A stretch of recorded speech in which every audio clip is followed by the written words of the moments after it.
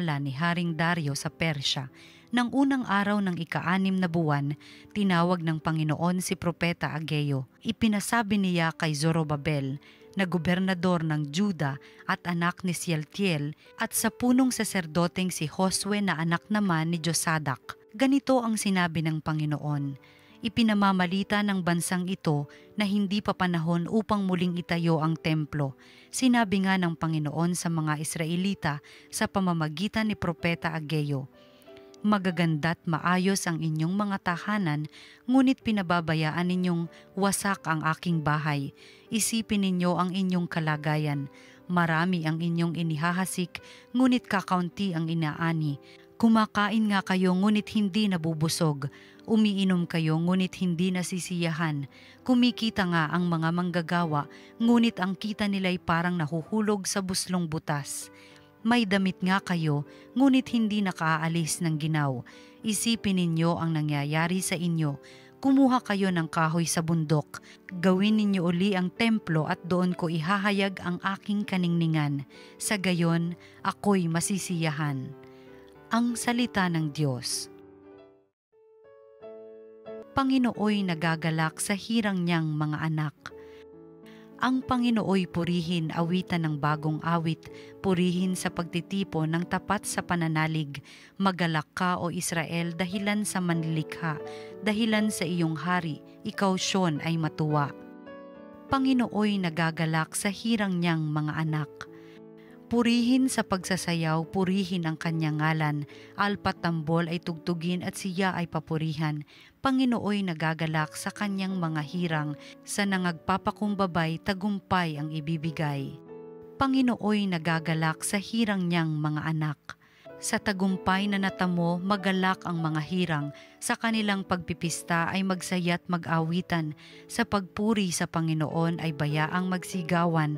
Ang tatanggap ng tagumpay ay ang kanyang mga hirang. Panginooy nagagalak sa hirang niyang mga anak. Ang mabuting balita ng Panginoon ayon kay San Lucas. Noong panahong iyon nabalitaan ni Herodes na tetrarka ng Galilea ang lahat ng ginagawa ni Jesus. Nagulo ang kanyang isip sapagkat may nagsasabing muling binuhay si Juan Bautista, may nagsasabi namang lumitaw si Elias at may nagsasabi pang muling nabuhay ang isa sa mga propeta noong una. Kaya't ang sabi ni Herodes, pinapugutan ko si Juan, ngunit sino ang nababalitang ito? Marami akong naririnig tungkol sa kanya at pinagsikapan niyang makita si Jesus. Ang mabuting balita ng Panginoon. Pinupuri ka namin, Panginoong Hesukristo. Magandang araw po mga ginigiliw naming taga-subaybay. Tayo po ay nasa Huwebes pa rin sa ika-25 linggo sa karaniwang panahon. Huling linggo na po ito ng buwan ng Setyembre. Pero natutuwa ako dahil meron pong yung mga kabataan namin, yung kapatid ko ay merong pinatugtog. Sabi ko, bakit parang ang bilis naman, may Oktubre pa, wala pang Nobyembre. Ang pamagato nung kanta ay multo, no? Ghost, no? Parang masyadong matunog ang salitang ghost talaga sa mga nagdaang linggong ito, nagdaang buwan na ito. Pero yung kantahong yun ay multo. Para naalala ko, meron tayong isang matandang kasabihan naman, pag sinabi natin multo, kinakatakutan, nilalayuan, tinatakbuhan, no? Kasi nga daw ito yung dating nabubuhay noon na bumabalik ngayon. Bumabalik-balik. Ano nga ba yung mga multo sa buhay natin? So, ibig sabihin, lahat pala tayo ay may mga multo sa buhay natin. Dahil lahat tayo may nakaraan. So, ang tanong na lang natin ay, ano ba yung, pag sinabi nating multo, ikaw ba ay binabalik-balikan ng isang mali, masama, pangit na nakaraan? Kaya nga, may matandang kasabihan na ikaw hinahabol ng iyong sariling multo. Parang yung sa Ebanghelyong napakaikli ngayon ni San Lucas. Napakaikli pero parang nakakakilabot na. Si Herodes na tetrarka ng Galilea ay nakakaranas ngayon ng pagdalaw ng isang multong ginawa niya. Dahil nung nabalitaan niya ang ginagawa ni Jesus, sabi ay sino ba ito? Sabi ng mga tao, siya daw ay si Juan Bautista na binuhay o nabuhay muli. Imaginein ho ninyo yung itsura siguro ni Herodes. Tarantang-taranta ho siya. Dahil alam niya, pinatay na niya. Napapugutan na niya si Juan Bautista. Para bang hinahabol ako, takot na takot siya. Ako kaya babalikan nito, gagantihan ako nito. Baka ako naman ang patayin nito. Kaya, walang kapayapaan sa isang masamang nakaraan. Hanggat hindi natin ito pinagsisisihan. Hanggat hindi natin ito itinatama. Ito ang bunga ng paggawa natin sa kasalanan. Kung babalikan natin ang unang pagkakasala ng tao sa hardin, kung saan pagkatapos nilang kainin, hindi lang naman tungkol yun sa prutas na kinain kundi tungkol yun sa pagsuway nila. Kahit siguro candy lang yun, kahit siguro isang piging yun, hindi yun ang issue. Ang issue ay hindi ka sumunod. Kaya ang issue dito ay hindi lang yung pera na kinuha mong hindi sa'yo. Ang issue dito ay hindi lang yung gamit na kinuha mong hindi sa'yo. Ang issue dito ay yung nagnakaw ka. Ang issue dito ay yung sumuway ka sa Diyos na wag mong kukunin ang hindi sa'yo.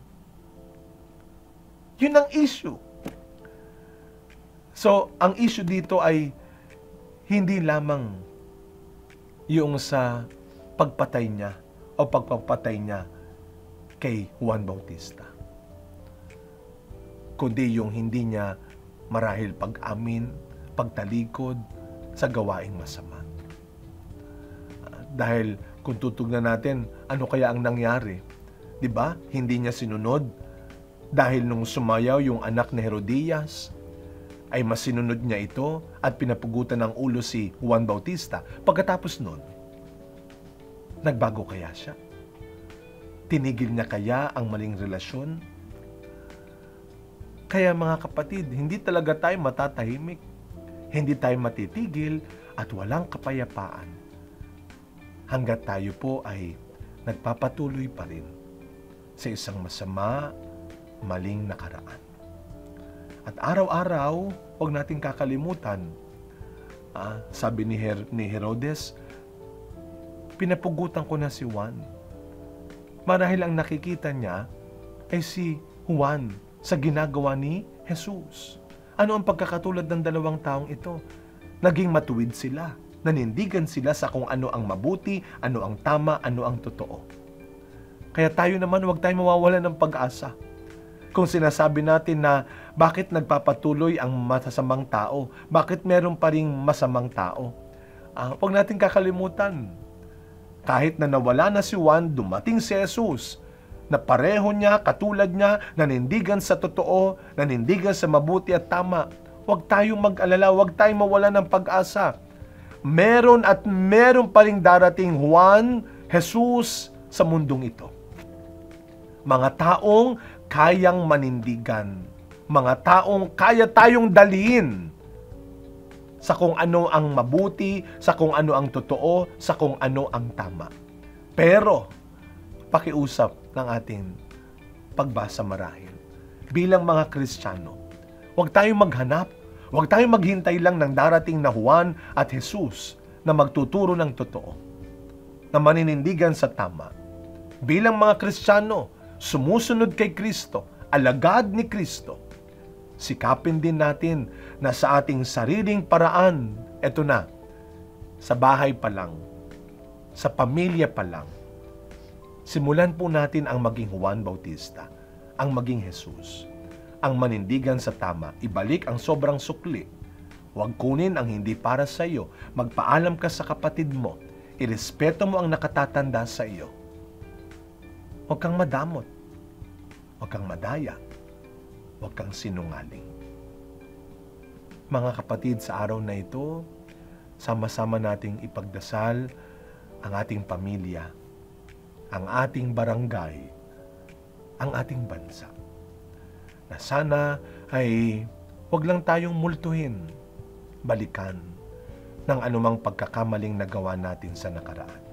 Bagkus, tayo po ay magsimula sa ating sariling paraan na maging Juan at Jesus, isang taong handang manindigan, handang pumanig sa kung ano ang mabuti, ang tama at totoo. Samahan niyo po ako sa isang maikling panalangin. Sa ngalan ng Ama, ng Anak, ng Espiritu Santo. Amen. Panginoong Hesus, Ikaw ay bukal ng aming pag-asa. Ganon din, katarungan ang kabilang mukha ng iyong pag-ibig. Hinihiling po namin, naggawaran mo ng katarungan ng aming pamilya, katarungan sa aming pamayanan, katarungan sa aming bansa, na kung saan ang bawat isa ay natututong tumupad sa kung anuman ang kanilang tama, sa kung anuman ang kanilang mabuting obligasyon, pananagutan sa bawat isa. Patawarin niyo po kami, Panginoon, sa lahat ng aming nakaraang pagkakasala at pagkakamali. Palayain niyo po kami, Panginoon, sa mga takot namin sa multo ng aming pagkakasalang dumadalaw sa amin. At palakasin niyo po kami, Panginoon, na ipagpatuloy pa namin sa bawat araw na darating ang aming buhay ayon sa iyong tinurong kabutihan, sa iyong tinurong katotohanan. Amen.